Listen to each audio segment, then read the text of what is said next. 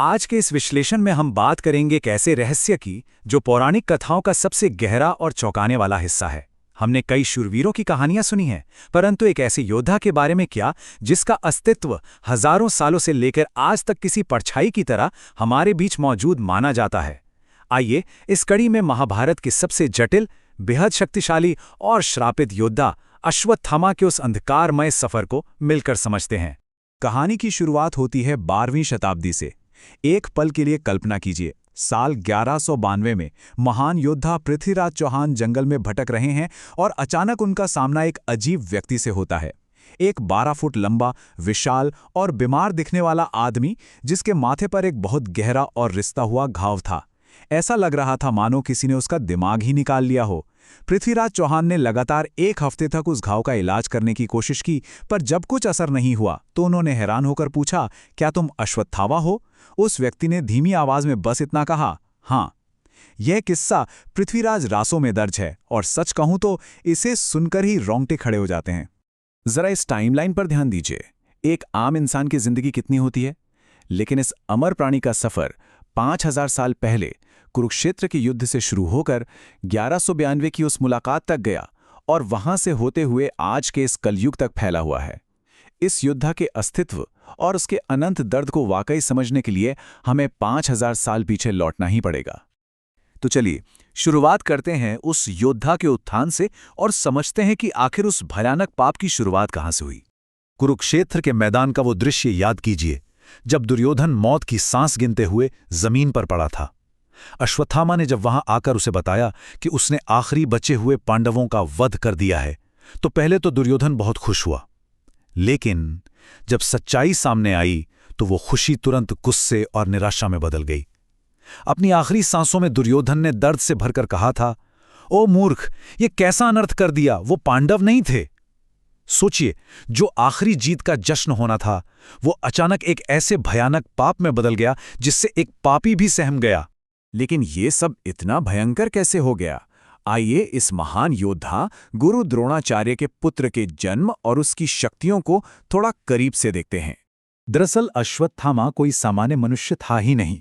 शिवपुराण बताती है कि द्रोणाचार्य की कड़ी तपस्या के बाद अश्वत्थामा का जन्म एक शिवांश के रूप में हुआ था, यानी एक ऐसी शक्ति जिसमें खुद भगवान शिव की आक्रामकता, क्रोध और अहंकार का अंश था। उनके माथे पर एक दिव्य मणि स्थित थी जिसे बिल्कुल एक तीसरे नेत्र के समान माना जाता था। और सबसे खास बात, इसी मणि ने उन्हें अस्त्र शस्त्र, बीमारी और भूख से पूरी तरह सुरक्षा दिला रखी थी। यही उनकी अमर होने की सबसे बड़ी वजह बनी। उनके जन्म की कथा भी उतनी ही हैरत अंगेज है। पैदा होते ही वो आम बच्चों की तरह बिल्कुल नहीं रोए थे। उनके गले से ऐसी आवाज निकली जो बिल्कुल एक घोड़े की गर्जना जैसी थी, जिससे धरती और आसमान दोनों गूंज उठे। इसी से उनका नाम पड़ा अश्वत्थामा।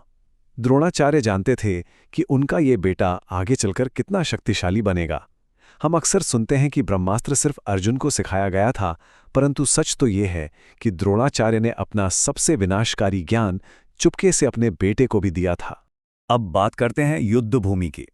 कौरवों की सेना का वो सबसे क्रूर और अजेय वीर, जिसके आगे सब बेबस थे। मैदान जंग में उनका खौफ क्या था, ये इस बात से साफ झलकता है।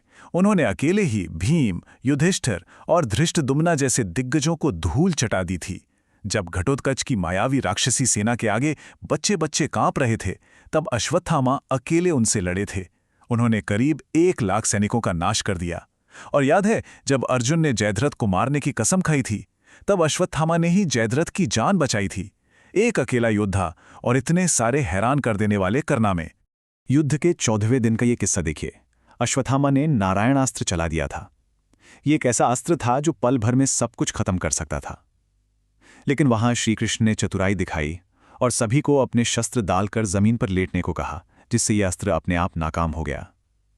यह घटना एक बहुत बड़ा इशारा थी कि यदि अश्वत्थामा को अपनी हद से ज्यादा उकसाया गया तो वो अकेला ही पूर्ण युद्ध को खत्म कर सकता है, क्योंकि उसके पास सृष्टि का सबसे घातक अस्त्र ब्रह्मास्त्र भी तो मौजूद था। और फिर आई वो काली रात, प्रतिशोध की खौफनाक रात, जब उनका सारा धैर्य जवाब दे गया। लेकिन इस पागलपन और तबाही की आखिर शुरुआत हुई कहां से? दरअसल इसके पीछे लगातार हुए धोखे थे। पहला, उनके पिता गुरु द्रोणाचार्य को छल से निहत्था करके मार दिया गया।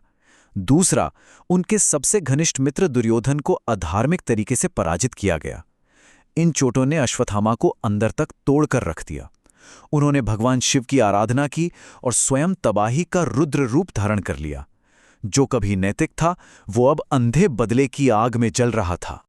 आधी रात के उस अंधेरे में रुद्र रूप में भरे हुए अश्वत्थामा पांडवों के शिविर में घुस गए।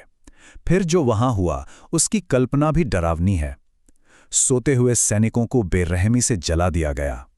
अपने पिता की मौत का बदला लेने के लिए उन्होंने धृष्टद्युम्न को सिर्फ मारा नहीं, बल्कि उसके सिर को बुरी तरह कुचल दिया। एक शांत शिविर देखते ही देखते राख और खून के समंदर में बदल गया। और तभी सबसे भयानक भूल हुई। क्रोध और अंधेरे में अंधे होकर अश्वत्थामा एक छोटे टेंट में गए, जहां 5 व्यक्ति सो रहे थे। उन्हें लगा कि बस यही 5 पांडव है। उन्होंने उन 5 का सर काट दिया, पर जब खून से सने उस अंधेरे में सच सामने आया तो उनकी दुनिया हिल गई। वो पांडव नहीं, बल्कि उनके मासूम बेटे थे। एक शूरवीर योद्धा ने अनजाने में ही सही निर्दोषों का खून कर दिया था। इस अनर्थ का परिणाम बहुत भयानक होना था। आइए देखते हैं श्री कृष्ण का वो श्राप जिसने सब कुछ बदल दिया। घबराकर और बदले की इस आग में अश्वत्थामा ने पिता की चेतावनी के बावजूद आखिरकार ब्रह्मास्त्र चला ही दिया। उधर से अर्जुन ने भी श्री कृष्ण के कहने पर अपना ब्रह्मास्त्र चला दिया। जब 2 ब्रह्मास्त्र टकराने ही वाले थे, तब ऋषि वेदव्यास ने उन्हें रोका।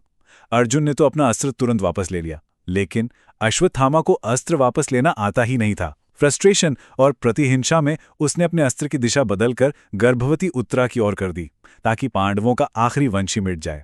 पर श्रीकृष्ण ने वक्त रहते अपने सुदर्शन चक्र से उस अस्त्र को नाकाम कर दिया। अश्वत्थामा की इस अत्यंत क्रूरता ने श्री कृष्ण को हद से ज्यादा क्रोधित कर दिया। और यहां जरा ध्यान दीजिए, किस्मत का कैसा खेल है। अश्वत्थामा के पास जो सबसे बड़ा वरदान था, शस्त्रों, बीमारियों और भूख से सुरक्षा का, श्रीकृष्ण ने उसी को सबसे भयानक श्राप में बदल दिया। कृष्ण ने श्राप दिया कि तुम्हारा शरीर कोढ़ की बीमारी से सड़ेगा, घाव कभी नहीं भरेंगे, तुम्हें ना खाना मिलेगा ना आराम, और तुम अनंत काल तक धरती पर ऐसे ही ठोकरें खाते रहोगे। जो आयु उनके लिए एक वरदान थी, वही एक दर्दनाक सजा बन गई। इस श्राप को और भी कष्टदायी बनाने के लिए श्री कृष्ण ने भीम को आदेश दिया कि वो अश्वत्थामा के माथे से उस दिव्य मणि को नोच निकाले। सोचिए वो कितना पीड़ादायक रहा होगा। मणि के निकाले जाने ने उस जगह एक ऐसा गहरा, हमेशा रीसते रहने वाला घाव छोड़ दिया जो कभी नहीं भरेगा। और याद कीजिए हमारी शुरुआती बात, ठीक यही घाव सदियों बाद 1992 में पृथ्वीराज चौहान ने उस अनजान आदमी के माथे पर देखा था। सब कड़ियां आपस में जुड़ती हुई महसूस होती है ना? तो अब सबसे बड़ा सवाल यही बचता है, क्या अश्वत्थामा आज भी धरती पर है? ऐसा माना जाता है कि वही रिश्ता हुआ घाव और बेहिसाब दर्द लिए वो आज भी घूम रहा है। वो बस भगवान विष्णु के आखिरी अवतार कल्कि का इंतजार कर रहा है, ताकि वो इस संसार को कलयुग के पापों से आजाद करें और उसको भी इस अनंत पीड़ा भरे अस्तित्व से मुक्ति दिला सकें। क्या एक महान शूरवीर आज भी किसी अनजान रास्ते पर अपनी आज़ादी की आह में भटक रहा है? ये एक ऐसा विचार है जो हजारों साल पुरानी इस कथा को आज भी हमारे बीच जिंदा रखता है। इस विश्लेषण में हमारे साथ बने रहने के लिए बहुत बहुत धन्यवाद।